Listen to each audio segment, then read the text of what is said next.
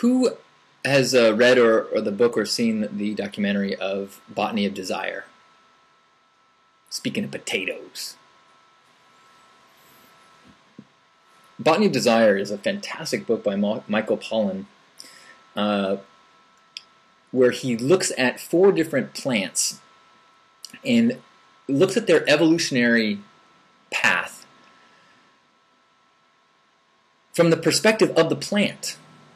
Meaning that, like, let's say, certain plants have like burrs in them, so that when you walk by them, they get caught in your pants or an animal's fur, so that then you carry their seed. And that's their evolutionary trait to allow them to travel. Plants, one of the few downsides or limitations of a plant is that it is not mobile. So they develop evolutionary techniques, whether that is spores or whether that is burrs or seeds, to get other animals, creatures, environmental things to help them spread or evolve and change.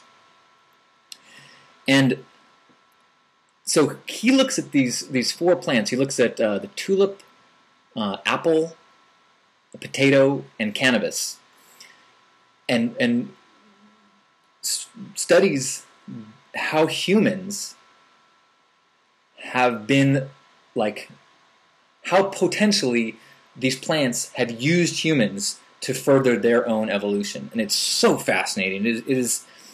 I can't recommend that book high enough. You would think a book about apples and potatoes might be a little dry, but it is. I probably tell stories from that book more than most any. It's amazing. And it's on streaming on demand Netflix as a documentary. It's and it's also good. It's very much talks about or speaks to some of the things that we were just talking about in Hug Nation about what is accepted as script and the way the world is, and how much of that is actually some story that's been given or created sometimes. Sometimes it's actually been manufactured. Like the idea of an apple a day keeps the doctors away. That was a invented marketing slogan by apple growers. Because previous to that, apples were a symbol of sin. Not just because of Adam and Eve, but because apples were the preeminent resource used to make liquor in the frontier. What? Isn't that amazing? You know Johnny Appleseed, that character, Johnny Appleseed, he was a real guy. And he would stay one step ahead of settlers, planting seedlings that then, because in order to like homestead, you had to have a certain amount of trees to show that you were homesteading the land. So he would plant seedlings, sell the seedlings, and then the people used the apples predominantly to make booze because there's sugar in them. The early apples, very few apples are actually sweet to eat. The apples that we get nowadays are 3 or 4 varieties out of thousands of varieties of apples that are out there. Gosh, I could keep talking about this book forever. Anyway, I learned a lot from the book. But the point is that's what I was saying. So that the status of apples as a healthy thing was a manufactured truth.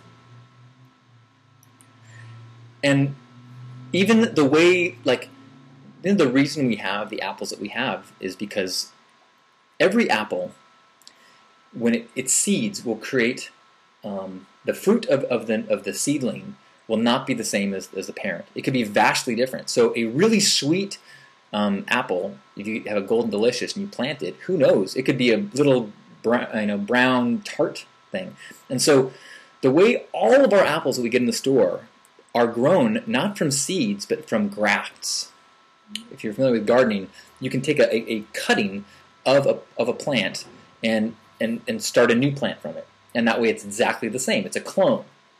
Whereas the way nature works is by this, fertilizing and, the merging of genetics. And so the merging of genetics allows plants to evolve and to combat new diseases. As pests, come along, then, the evolution of that plant is able to combat these new, the ill-equipped plants die off and the better-equipped ones reproduce.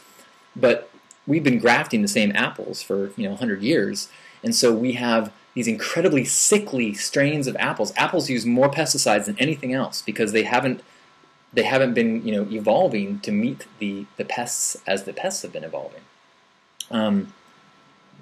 So the way we think the world is, the way we think apples are, is just this limited creation. There's actually like an apple museum out in rural New York where they have these thousands of strains of apples that look nothing like what you would think an apple would look like. They look like tiny plums or huge and all different colors, and some are tart and most are tart, they say, which is why they don't risk it and plant them by seed anymore. They always graft them because they've put marketing campaigns and they've trained us to think that this is what apples look like, this is what apples taste like. The more you know. So the book is Botany of Desire, also the documentary available on Netflix. It is fascinating and eye-opening. 2 thumbs up.